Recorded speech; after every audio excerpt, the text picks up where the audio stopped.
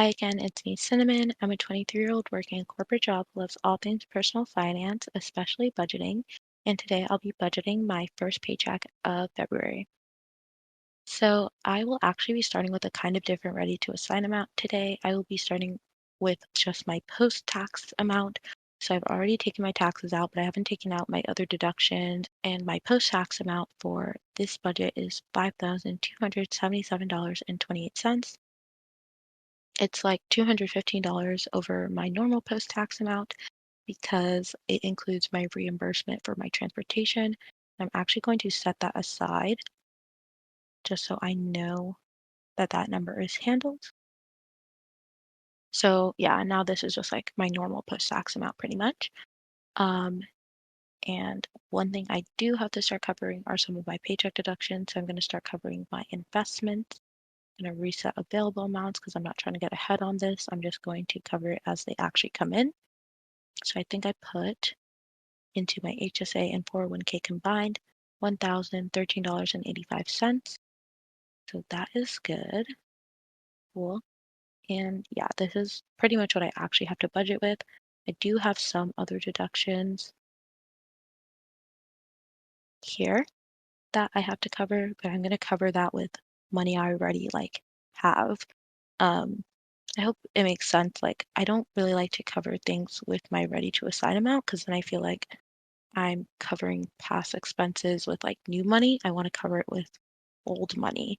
And I'm going to cover it with old money that it looks like new money because it was reimbursed. Hopefully that makes sense. Yeah, so my old money that I'm covering this with is what I'm getting reimbursed. So let's just go there. And I'm putting that my reimbursements in this month's holding. So that just like lets me know that I'm like holding it over. And yeah, that is for my health insurance and my legal insurance that I decided to pay for some reason, which I'm like, why did I do that again? I'm actually going to get ahead on these two amounts because I want to make sure that what I have in my this month's holding, I don't have to do any mental math to like know how much is already kind of spent in a way. Like, I don't want to have to know, oh, but this month's holding has to do this thing and this thing and this thing. So it's actually not as high as it appears to be. I just want the available amount to really truly communicate to me what like I can freely spend as much as possible. So I will just prepay these categories. I have like 30 different philosophies for each category. It gets to be a lot. So hopefully you guys can follow all my like weird budgeting habits. And yeah, let me just collapse everything. So now like my budget is kind of in a good state and I can handle my ready to assign amount. And for my first paycheck, it's pretty simple. I need to make sure that I am staying a month ahead. So every month I'm trying to give myself 433, nope, $4,333.33 to spend, which will have me spending $52,000 a year. And I got to that number looking at my past year spending for 2023. And that was a really comfortable number for me. So in order to do that, I get to spend like $3,600 about every month in my core spending categories, and then I get to spend $727 every month in my like sinking funds. Obviously, sometimes money will move in between my core spending to a sinking fund and vice versa, but that's just like how I have the division set up. So I make sure that I'm keeping myself a month ahead, but also thinking about like my longer term expenses that stretch out across a few months. So I like to do a next month's holding category and I can just press a button and know that I have everything I need for the next month. If you set targets on ynab like this, let's go a month ahead actually. If you set targets on ynab, you can like click your categories that you do want to fund and it will tell you the amount you need. So that's how I got to that goal on that target on another category. So I found that really helpful feature. And so I'm back to being a month ahead and I can't fully fund what I need to put into my sinking funds, but I will partially fund it. And with my next paycheck, I will fully fund what I give myself for my sinking funds and put the rest into investments. So now that I have like everything divvied up on a high level the way I like, I need to go in and make sure my available amounts work for me. And trust me, they have not been working for me and I've been feeling stressed. So why I've been mainly feeling stressed is that I am just like socializing all the time. I'm socializing all the time now, and it's fun, but it is hard to budget when you have friends. It's hard to budget when you have friends. It's hard to budget when you have friends who are not also budgeting. Yeah, yeah. And I am really pretty comfortable like talking about money, but I never want to like change a plan based on like my budgeting habits. I would rather just say no to things, but I'm not good at saying no to things. So I have to get better at saying no to things, like saying no to a social activity. But I don't know. This month they are all just like wrapping up all at once, and I actually decided to use the notes feature to, uh-oh, I actually decided to use the notes feature so I could have a better ability. I moved ahead. A better ability to just like know what other social activities I'll be doing for the month. And again, there's already stuff that is changing because I'm supposed to have a road trip.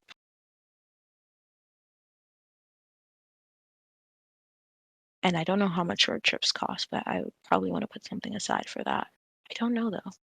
Okay, so this has already happened, and let's just say it's going to be $60. I can only work in increments of 30 for me. Some reason I can only work in increments of 30.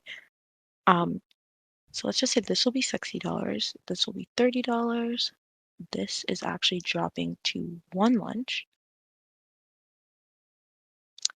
Work has been having like different special lunches for Black History Month, so I've been trying to go to as many as possible. But I'm going to scale back because it just like starts adding up, and I'm not really in a season of eating out anymore. So it just starts to add up, and I'm not really like, I don't know. One more Black History Month lunch for the month. That's it. And I'll give myself 30 for that. So now we are already at 120.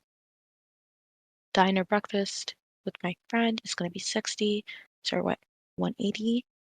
And let's just say I won't be paying for this meal and that this road trip will be just small snacks. I don't know. So I just have to move 180 into this category. And how do I plan to do that? I have a lot of places with like money.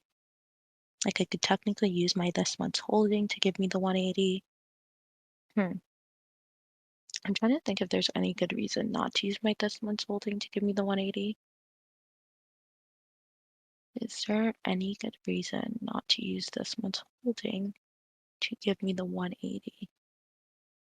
I feel like there's not. Okay, so I'll just use my this month's holding category. I feel like there is, right? Because I'm technically, no, I feel like there isn't. I'm trying to understand how I want to treat this month's holding category. It's like an add-on to my discretionary spending category. But why? Like once I've accounted for my reimbursements, I feel like it should just go back into discretionary spending. Okay, maybe that's what I need to do to like make myself feel sane. Yeah, I think that's the right way to handle this. And then 180 minus 2839 is going to social activities. I will say, preview to the spending recap. Yes, I have spent a lot on social activities this month, but one mm, really large spending item, which was like $62, is for a taco festival in March. That is my least favorite spending item. I will get into that in my spending recap, but I don't really even like tacos, and it's a taco and beer festival, and I don't drink beer. So I don't know why I bought it. It's just really hard for me to say no. And I need to start saying no because saying yes to everything will definitely start to mess with my budget. So far, so good because I did really well in January. So I have a lot more wiggle room. But I know like this is a super sustainable way to go. Okay, let's look at the other categories. Aesthetic expenses, 240. That's going to be really good. I like this that this is building up. Skill development, this is building up. I don't think I'll have any spending here, but I'll just like let the category build up. Maybe next month I won't put money into it. I don't know. It's being a little excessive. I will be doing a haul of like I don't know if I need hair products, but I need some like skincare, like body skincare products I have to restock on. And this should be like more than enough for that. Let's see, what else might I want to get this month, beauty wise. I could probably need more money in here, but again, I have wiggle room in other places I might take from. And it overlaps a little bit with aesthetic expenses if I get like my stuff for my pedicures. These I've already pre-funded. Eating out, I could put this at 0. Honestly, I have not done that much eating out alone. Uh, two of these, yeah, those are the Black History Month lunches I was talking about. So I could have even categorized that like as work related, but I don't see myself eating out. I am tired of eating out. I'm actually tired of eating. I've been eating so much this month, but mostly like in social context. So that is why I don't see so much in my eating out category. I think I'll leave this though because I'm actually thinking about dropping my grocery money. Like I don't have like a super good reason to. Yeah, I might just leave this, but I am planning on not buying groceries. Like I think I'm only going to buy groceries one more time this month.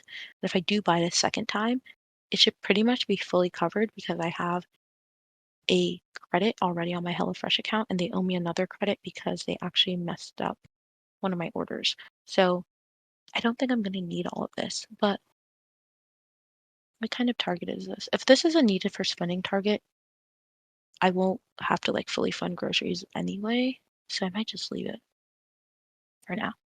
Okay, I do want to cover this. Transportation should be fine for the next 2 weeks.